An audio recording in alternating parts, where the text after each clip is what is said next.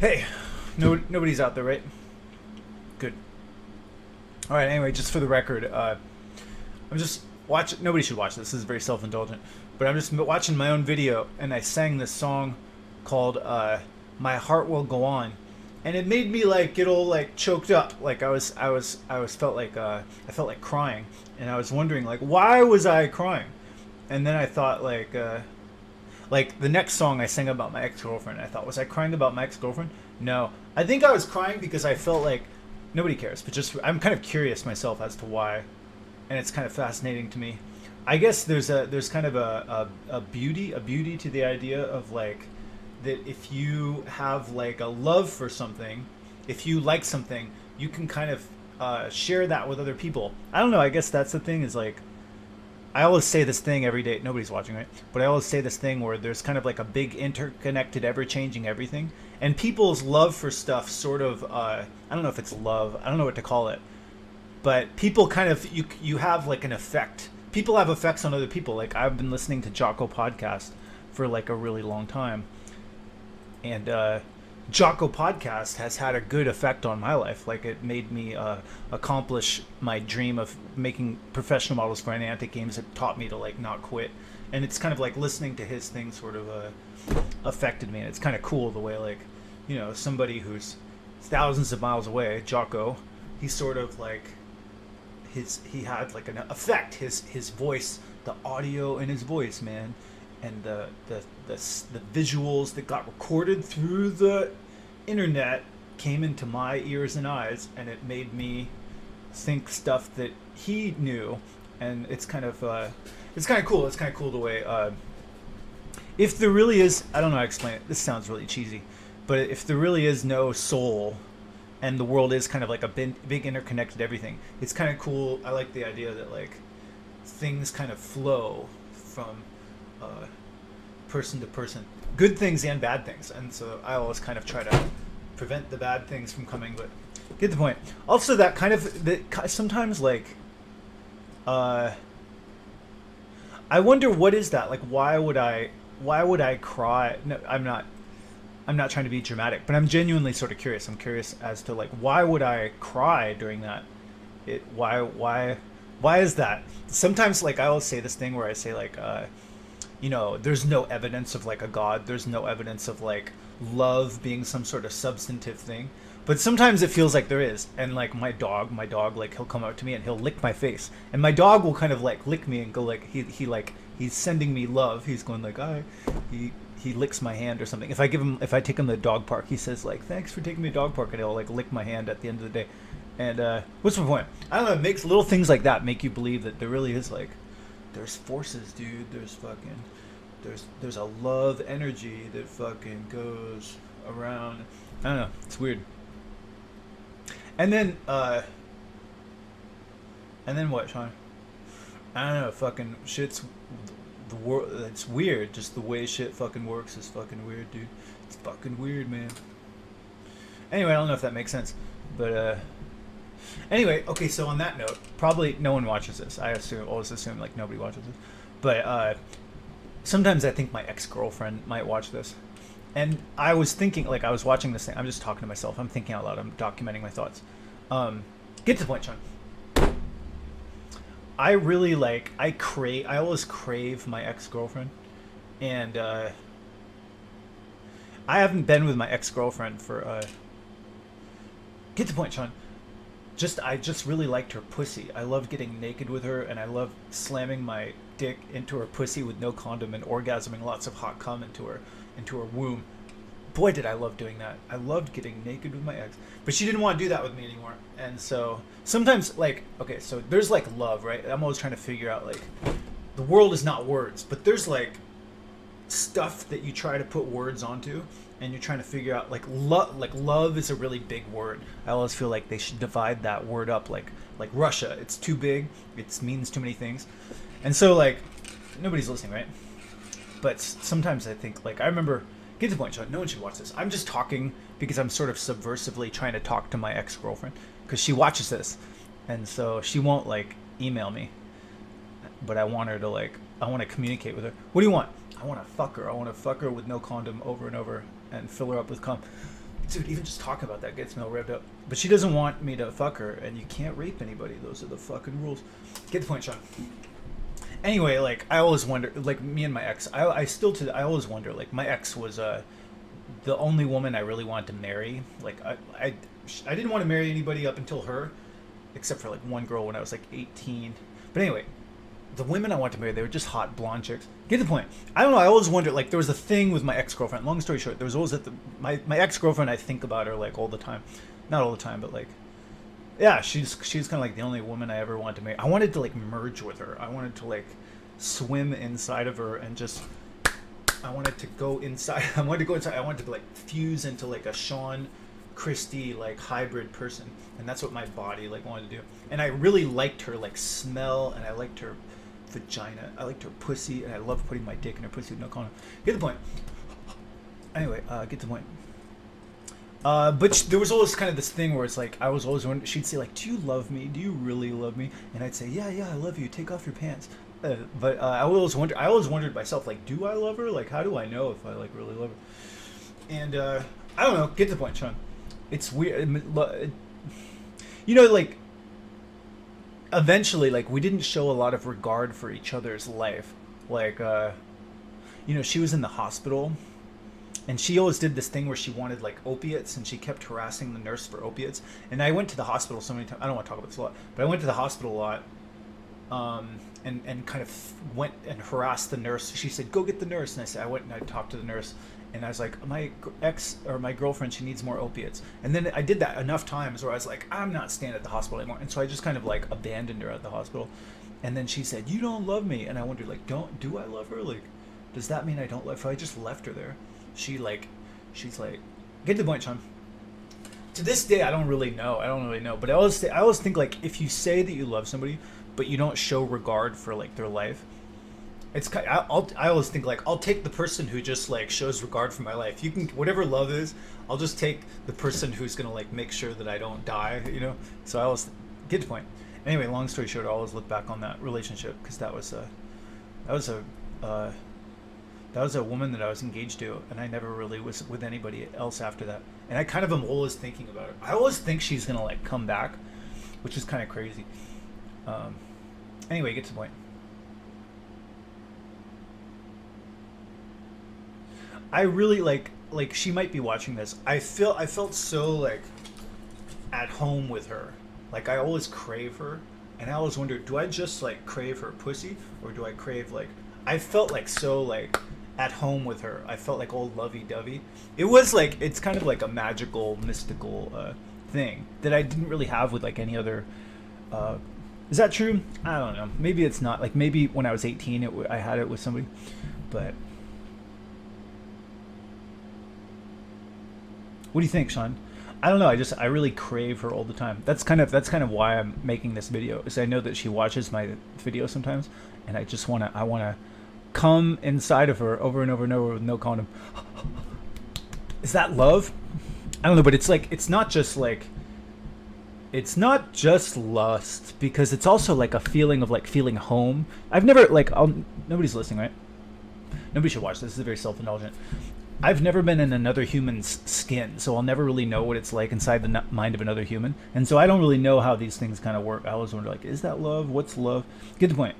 There's just a feeling where I feel, when I was with Christy, if I was, like, naked with Christy, or if I was, like, holding her and she's like, I love you and you love me, I felt so, like, at home. I felt, like, complete, you know? I felt like, like, everything's great. And when I put my dick in her pussy with no condom, it felt like the gates of heaven, and I just felt, like, unified, you know? I just felt like, I'm complete. Everything's great. We had, like, our little love nest.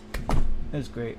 And I just couldn't get enough of her. I couldn't get, like, close enough to her. I just wanted to, I liked her so much. I just wanted to merge with her. And I always think that's kind of like, what's the point? I don't know if that's not love. I feel like that's what kind of makes the world go around, right? Like, you try to merge with somebody and you can't really merge with them, but your kid is like a merger. And I wanted to do that with my ex, but I think she's too old for it now. I think we've been broken up for like 10 years. I'm always making these videos a little bit because I'm just trying to communicate with my ex. She had a restraining order against me a long time ago, and I'm always like, she's always kind of like in the back of my head, and I kind of crave her all the time. I just feel like all warm and like at home, just thinking about being all like naked with her. I want to be naked with her, and nobody wants to hear about that, but that's what I want. I want to be naked with her, and I want to fill her up with lots of cum and babies. Yeah, but she doesn't want to do that, and so I'm always baffled. I don't want to talk about this a lot, but when I was with her, I shouldn't talk about this. I shouldn't talk about sex, aging, or death. Anyway, what was I saying? When I was with her, my parents were always saying like she just wants like she wants to see what she can get out of you and stuff. And so I was like, oh, like she's trying to like. Anyway, what's the point? I don't know. I don't really know. I always hear these like there's always like cynicism and like distrust that kind of corrupts stuff. And I remember there was always kind of this lovey-dovey feeling, but then people would sort of like whisper in my ear and they'd say like, she just wants money. She's just trying to get somebody to like pay for her. And I was like, hey, like I'm not like a cash cow or something like that. And so, what's your point? I don't want to talk about this a lot, but nobody's watching anyway. Just at a broader level, sometimes I feel like is the cat kind of out of the bag? Like when I was with my ex like 13 years ago, I feel like it was before the age of like live streaming, and so people didn't quite know as much as they know now. Like 13 years ago is actually a really long time ago now. And so, get to the point, Sean. I wonder if now, like humanity, I could be wrong, but I wonder if humanity is sort of evolving to this new level where we almost sort of, I sort of feel like this way. I sort of feel like humanity is sort of like a little more like I don't know how to explain it, like a family. Like there's no secrets and everybody sort of knows what's up. And so there's really kind of more of a feeling of like these are all just humans, and like if you can find a human where you're gonna like help them in life and take care of them and support each other, cool. If you can like have some humans back, call it marriage, call it whatever you want, cool. But like that whole like we're meant to be, she's the one. I'm always saying this thing every day, where every morning I try to say like there's no like God, there's no soul, there's no like soulmate, like oh I know God meant for me to be with her. When I was with her a long time ago, I believed in God, and I believed in like a soulmate, and I believed in like a purpose and stuff, and I really felt like she was my purpose. But all I really had to do was think back to when I was 18. There was some other woman who was like, I just know she's the one, she's my purpose. And so what's my point? I don't know. I'm always saying this thing every morning where I'm saying like it's nice to believe that someone's the one if that keeps you consistent, but really it's probably just a story. Like it's probably just, there's that Beatles song where they say, could it be anybody? It probably really could be. It could be a lot of different people. But if you can not quit, if you can be with somebody for a long time and not quit, you can have like a pretty cool thing, You can be like a mommy and a daddy and all that sort of stuff. What's the point? I don't know. But just for the record, I definitely want to go. I want to be with my ex right now, and I want to get naked with her, and I want to put my dick in her pussy over and over and fill her up with lots of cum. Just even talking about that gets me all like revved up.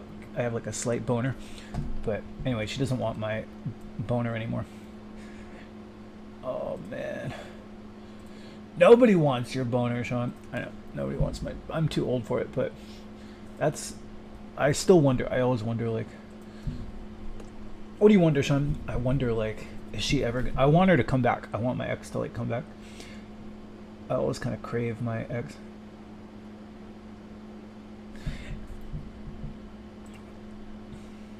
Isn't it just lust, Sean? I don't know. I always think like it's not just the bad interpretation. I always say that every morning too. Like if you think like what is it? It's lots of stuff. Like you could say I say this thing every day where I try to remind myself that the world is not words and it doesn't fit into the neat little packages. So if I'm sitting here wondering like, is it lust? Is it love? It's like it's probably a lot of stuff. It's probably like there's definitely some lust, but there's also I have lust for like hot chicks, like real and just digital, like super hot chicks that I frantically masturbate to, and I don't feel all like lovey-dovey like I do with my ex. Like when I was with my ex, there was kind of like a lovey-dovey, like, you know what I mean? I don't know how to explain it, but you feel like at home, you feel like oh, like everything's perfect. You feel not perfect, but you feel like saved or something. You know what I mean? I don't know how to explain it, but you feel like lovey-dovey and warm and magical or something. Anyway, I definitely felt that with my ex. I was like, oh, like I fit with her in a way that I never fit. Like when I broke up with my ex, I was with like 5 other people after her. Different, no, maybe 6, 5, 6. I think it was 6. 6 more people after her. None of them. I was like, I don't fit with. I couldn't be with that person for like my whole life. That's another thing too. Is I keep thinking like humanity has kind of evolved, and like the idea of being with somebody your whole life almost seems kind of a little outdated or something. What do you mean, John? I always talk about. I want to just. I can go over this. You know, I crave my ex's pussy so much. Like, I want to keep talking about it. Like, my dick is like slightly. I have like a slight boner, and my boner's telling me keep talking about your ex. Just even talking about her like feels good because I used to just love getting naked with her and having lots of sex. Just even talking about it like an endorphin rush. Anyway, get the point. No one cares. American Gothic. So, like the cynical part of me kind of feels like this is my cynic. I don't really know. I always say this thing every day where I tell myself, people are not mind readers, and so I'm projecting some imagined thing, but I have no idea if this is true. But I would imagine, and I could be wrong, based upon get the point, John. I'm just projecting. My ex might watch this, so I'm just projecting. She's probably not. But anyway, get the point. I would imagine this is the thing that I imagine, knowing her family and knowing her. I would imagine that like when she was with me, she was 23 years old. I was like 30, and so we were kind of like more young and stupid. Get the point. And so she really believed in love. She was like, "Oh, Sean, like I love Sean," and I was like, "I love you. Take off your pants." And we had lots of sex, and we wanted to get married and have kids and stuff. Get the point. And then we broke up. We couldn't really make it work because we didn't. I don't know. We had too many problems, and so get the point, Sean. And so like eventually she sort of broke up and she pawned my ring, and then all these people on her Facebook said, "Let this be a lesson to you. Like he is not a man." And I was like, "Oh, like am I not a man? What makes a man? Isn't it like a pair of testicles?" Anyway, they basically, I would imagine that a lot of people sort of told her, like, you got to get what you're worth. You deserve more than that. And so she talked to, like, therapists, and the therapists are basically like, that lovey-dovey stuff, that's nice to believe in when you're a young, impressionable person. When you get older, fucking money talks, and you're worth more than that, girl. And so I imagine that a lot of people sort of probably told her that, and now she has this thing where she's like, she probably is like, I think as people get old, I could be wrong, but I think as people get older, they start to become more practical, and you can't be all like blindly romantic and stuff. And so you start to think like I don't know if there's love or not, but between love and having some person who reliably covers your expenses and makes sure that you have like a good quality life. Some people are like, I'll take that. I'll take it. Like, forget love. I'll take the person who just pays for me and make sure that I have medical insurance and shit. And there's something to that, you know what I mean? Like if somebody says like I love you, but then they like put you in jail or they slap you in the face or some shit, and then there's some other person who's like, they don't say I love you, but they pay your bills and they take you to the hospital and they take care of you. You're like, I don't know what love is, but I kind of like that. I kind of like that. I'll take the guy who doesn't put me in jail, and you know what I mean? Like, you know, I always think like, well, what if you got somebody who supposedly loves you, but they don't seem to have regard for your life. Get the point, John. I don't know. It's basically, I never know. But all I can say for sure is that when I think about my ex-girlfriend, there's like a lovey-dovey sort of like the world gets all like, there's like stars. You know, in like Wayne's World when it goes Dream Weaver, there's kind of like that. There's like a magical, like warm, and like there's like stars and stuff, and it's like I feel like saved. I feel like whole and complete and like really like. Good, like really good, like salvation. It feels like salvation. It feels like really good in a way that very few things do. And so I don't know what that is, but I definitely have that for my ex. So my ex is probably no one's watching this, but if my ex is watching this, if you want to meet right now and have lots of sex and try to get pregnant, I'm down. Offer stands indefinitely, but I know you don't want to do that. I've made that desire abundantly clear, and she won't respond to me, so I'll take that as a no. But dude, even just talking about it, nobody's out there, right? Nobody's out there. What a sleazeball. You're a fucking sleazeball pervert. dude, let's just talk. Let's just talk man to man, man to man. Are you a man? Or is anybody out there? Are you watching this? Are you some man? Don't you just want to find a woman that you're really attracted to and get naked with her and put your dick in and out of her pussy with no condom and then just fill her up with cum? Don't you just feel like, isn't that like, doesn't that sound pretty good? It's like pretty great. It's hard to find people who are down for that. And so that's my theory. My theory is that sometime, but like when my ex broke up with me, like 12 years ago, and I think like the cat's out of the bag. I think that because of the internet, women, just women in general, sort of have been like talking with each other, and they're like, "You gotta get what you're worth, girl. You gotta fucking get that money. What's love got to do with it? You deserve the world, and you gotta get it. You gotta get." And so I wonder now if there's just sort of like, I wonder if just love in general is kind of old fashioned, like the baby boomer ideal of like love and like, doesn't that, it almost seems kind of old fashioned now. Now there's just kind of this kind of feeling like, I don't know, maybe I'm wrong. I feel like increasingly there's more of a feeling of just humanity as sort of like a big family. I don't know how to explain it. Not family, but you know, there's like the evil stepsister who's mean, and there's like the little criminal kid. There's like a big extended, I don't know how to explain it. Does that make sense? Like a family thing. You know, actually, you know, nobody's listening, right? But did you know that all humans have a common ancestor from like 200,000 years ago called Primordial Eve?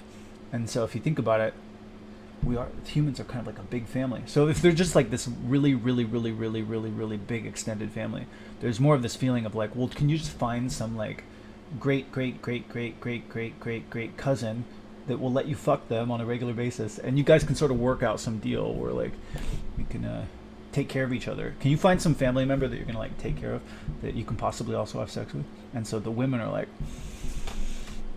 I got a lot of options. Like some of those guys, those family members might pay for my bills and give me like a penthouse apartment and trips to Hawaii. And then this other guy, this fucking scrub who doesn't even have a job, why should I let him put his dick in my pussy? I don't know. It's good, good question. Don't you feel like the cat's out? No one believes in that love stuff anymore. Now it's kind of like, it's like material type stuff. Which point? I don't know. It probably should be that way. You know, it's just like. Also, nobody's listening, right? I'm gonna shut up a second. But just to me, the whole idea of like possessing a person almost seems like really old fashioned. What are you talking about, Sean? Like, doesn't that almost just the idea that like, why does somebody have to have somebody like, if, what am I trying to say? Just, it seems like when you're a kid and you're like the only child of your parents or whatever, let's say you're an only child of your parents, you have these two people, your parents, who are basically like, oh, you're the most special person in the world to us you're the most special person in the world. And then it seems like in a lot of marriages, people try to find that in like a stranger. They try to find some new person in the world who's like, I have to be your most special person. You cannot want to have sex with anybody else. You're supposed to only want to have sex with me, and I'm your most special person all the time. And that almost seems kind of like childish now. The older I get, the more and more I'm like, that's almost like an ego thing. Like, why do you have to be like somebody's most special? Can you handle the idea that like you're possibly not anybody's most special person after your parents? Like, maybe your parents don't even like you that much, but like, why is that? Why does somebody have to find somebody where you're like, I have to be your most special person? What's the point? I don't know. It almost seems sort of like anyway, the older I get, the more and more I just think like, whatever love is, I'll just take the person who like makes my life better, who like, you know, if they improve I'm never gonna get married, and I'm never gonna I don't know, maybe I'll never have sex again. But I feel like when people are talking about like love, if you got one person who says they love you, but they don't pay your bills, or they don't treat you well, or they're mean to you in some way, or you guys are always fighting, and then you got some other person who maybe doesn't say they love you, or they don't seem like they love your life, but they treat you nice and they pay your bills and they drive you to the hospital and do the things that like cover your life. You know, they like watch out for your life. They have your back. It's like, I'll take that. I don't know what love is, but that kind of sounds better, don't you think? I don't know. See, I say that, but then when I think about being with my ex, everything feels all like lovey-dovey. Like, nobody's listening, right? When I was, me and my ex, we did this Zoom chat like 4 months ago, and I felt the same thing. Like, I was looking at her, I felt all like mushy and all like googly, and just there's like a warm, like lovey, glowy like magic, like, oh, like I fit with her, like I feel like magical and warm and lovey-dovey. Does that make sense? That's how I feel about my ex. That really kind of makes me believe in, like, you know, some sort of magical, mystical, like, she's the one. Also, another thing I keep thinking about my ex. No one is listening, right? I'm really just hoping my ex is listening to this. Get the point, Sean. The other thing I think about my ex is that, like, sometimes I try to think in my head, like, you know, is there a one? Like, sometimes I think she was the one, like, but then I'm like, nah, like, I thought some other girl was the one when I was like 18. But then I thought, like, well, what if she died? Like, what if suddenly somebody sent me a message and said, hey, it's Christy's cousin or something. I just wanted to let you know that Christy had a drug overdose and she's dead. There would be sort of be like a part of me that's like, no, that can't happen. No, that's not the way. We're supposed to be together again. I really am. So either there is love and I feel like we're destined to be together and we really are going to be together, or I'm just really obsessed with her pussy. And I think the latter is most likely true. I don't really believe in, like, superstitious shit. And what's your point? Yeah, I think if I had to I don't want to believe in superstitious shit. It's nice, but I think the more plausible answer is I just fucking loved her. I loved her pussy. I love putting my dick in her pussy. I love don't say this. There could be children watching. There's nobody watching, but just for the record, I loved putting my dick in her pussy with no condom and, like, slapping my balls against her pussy lips and then just exploding with lots of hot cum and, like, grabbing her ankles and, like, slamming her back against the headboard and stuff. It's just, like, getting all sweaty and stuff. And then she did this thing where we'd be, don't say all this personal shit, no one's listening, but she might be listening to this. But she used to do this thing where she'd lie in bed and she'd go, like, I'm the boss, and she'd, like, point to her pussy, and she'd say, like, I'm the boss, and then she'd point to her pussy. I remember thinking that was really funny. Get the point. Anyway, she's getting married. She's been engaged now for, like, 3 years to some guy in, like, Scotland or something like that. And I'm still kind of thinking, like, well, if she's engaged to this guy in Scotland, like, why doesn't she go to them? There's kind of a thing where it's like, well, go ahead, go to the guy in Scotland, but she's still kind of here, and she's still living in like 20 miles away from me in the Bay Area here. And my brain, my egotistical mind is basically thinking, like, she still loves me. She loves me, and she's waiting for me. She's waiting for me to... I imagine, see, I could be wrong, but I imagine that she's waiting for me or some guy to basically, like, take care of her. That's kind of my theory, is that, like, her mom... I could be wrong. I don't really know. But her mom, I think, was kind of like an old-fashioned type of person in the sense that, like, the dad's sort of paid most of the bills, and so I wonder if, like, she kind of is looking for that too. She's kind of like, there's kind of a voice in my head. I imagine her in my head saying, like, of course that's what I want, you fool. And so what's the point? Yeah, there's love and then there's money. There's love and money, and those things what's the point? I don't know. The little voice in my head always says, like, well, if I really love her, if I really loved her and cared about her, then you'd think I would just go get a job and be like, I'll do it. I'll get a job. I live for you. But I'm no sucker. I'm not doing that fucking shit. What's the point? Yeah, I always flip-flop. I always think, like, oh man, nobody's listening, right? I'm gonna shut up in a second. Dude, I get nuts talking about her. I get really crazy. Get the point. When she broke up with me, I was so... Nobody cares, but just a record. I loved her pussy so much. Like, when she broke up with me, she got, like, a restraining order against me. It felt like I got buried alive. Like, for the first 2 weeks to, like, a month, it was like, no, I was trying to, like, break this there was, like, a casket, a stone casket that buried me alive. And I was like, no, that's my pussy. I keep kidding. It felt really horrible. It felt like death. It felt like stinking, rotten. It felt like a road of skulls, and it was just fucking doom. And it was like the darkest time in my life. And it took me like 2 or 3 years just to get over it. It was like my body, my blue balls were like, that was really fucking important, and you fucked it up, Sean. You fucked up this. You were supposed to mate with her and make a baby, and my blue balls are like, I'm gonna make you feel really bad for like 3 months. And I felt horrible. I felt sick. Get the point. And then yeah, I didn't totally like get over for like 3 years or something. 3 years. Look at this, like 3 years.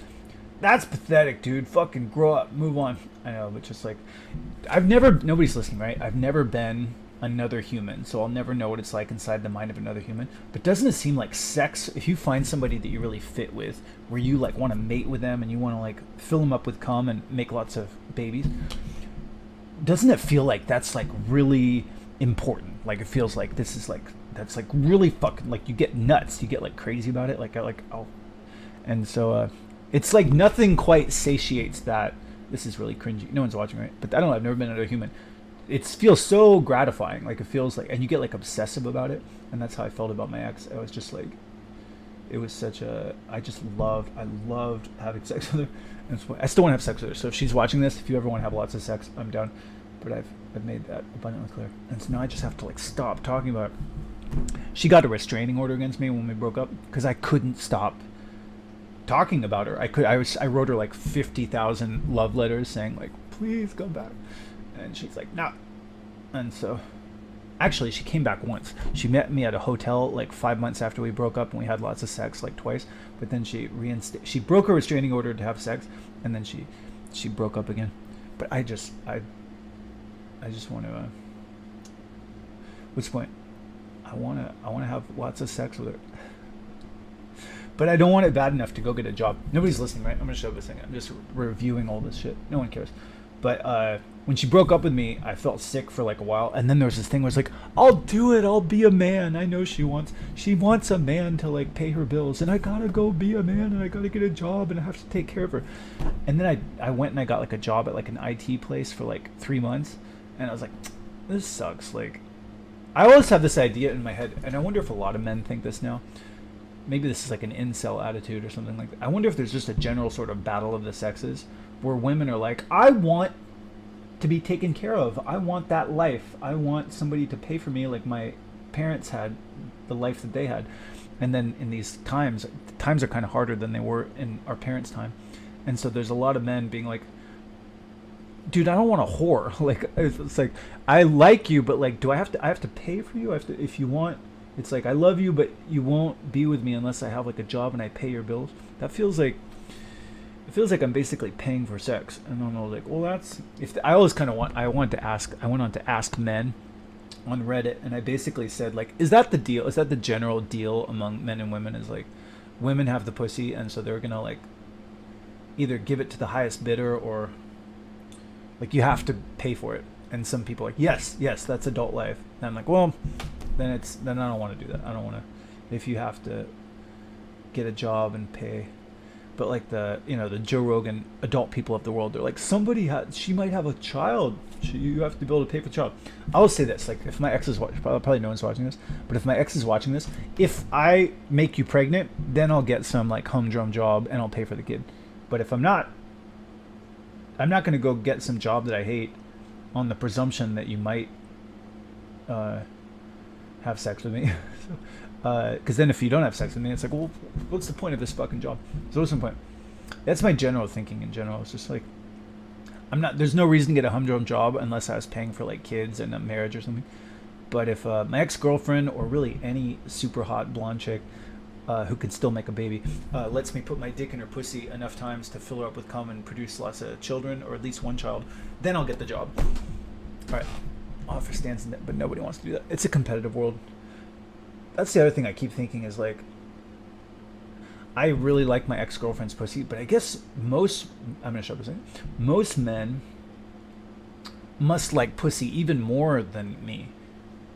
Nobody's listening, right? But I always look outside this window at the traffic going to the Richmond Bridge, and I see these like trucks and like Roto-Rooter vans and like ice cream vans and stuff, and I'm always thinking like, why do they do it? Like, why do people do those like horrible humdrum soul-sucking jobs? And I always think like, they must either get kicked out they must have parents who aren't as nice as mine, or they just must like pussy more than me to the degree where they're like, I'll get my own place and I'll pay for whatever you want. And so they earn it. Nobody's listening, right? But sometimes I'll see some dude with like a super hot chick, and I'll get jealous for like a split second, and then I'll remind myself he's paying for it. He's paying for it. A lot of people, they want a Ferrari, but not everybody wants to make the payments. And so he's fucking earning it. I don't think it's worth it though. If it's like sex, I'm gonna show up a second. I'm not trying to sell anybody my perspective, but I'm just trying to pour some cold water on myself to quit thinking about my ex's pussy. But like, even when I was with my ex, she let me put my dick in her pussy, and we did that like maybe 3 days a week, on average. Maybe 3 days a week. Maybe it was like 20 minutes for 3 days a week. So that's 1 hour a week total, if that. 1 hour a week of pleasure for 40 hours a week plus traffic of some miserable job that you hate. I don't think it's worth it. But some dudes are like, I think it's worth it. I'll do that garbage man job. It's been a hard day's night, but when I come home to you, you do those things that you do that make me feel alright. Yeah. You just keep filling me up. I have this empty hole, and I need you to fill me with stable money and security. Just keep pumping in that money, keep working and filling my emptiness with your hard, stable labor. Is that the deal? I kind of want to ask the world. That's basically the deal, right? American Gothic. Got this couple, and the man is like, he's working the field, and he's consistently plowing and filling up that woman's empty hole with his hard, stable labor, his hard, consistent labor. I know that sounds really weird, but that's kind of like the nature of man. The man's like, he's working the job, he's working the pussy, he's shoveling that shit at the job, and then he's shoveling that pussy, and she's like, keep it coming, keep the money coming, keep the cum coming, and I'll receive your penis on a regular basis if you keep the lights on and you keep going to that soul sucking job. And she's like, I do what he says. My mommy taught me to be strong, and I suffer his penis on a regular basis. And he's like, I got my work, I got my homestead, and he's kind of keeping her in check with his work. He's like, I got this bitch, she's not going anywhere. And she's like, it's kind of scared at the same time, but she's like, I'll do it, because he's paying the bills. And I always wonder, like, do women behind men's backs, do they sort of like chuckle with the other women and go like, oh my god, what a fucking sucker? They go, oh, like, you're my hero. But on the flip side, they're like, dude, this guy's like paying all my bills, and all I have to do is take some happy pills and suffer his penis 3 days a week for 20 minutes. I'll take that. That's a great deal. I wouldn't take that, but I wonder if like some women they think they do that math in their head. If they're like a stay-at-home mom, they're like, I get all my bills paid.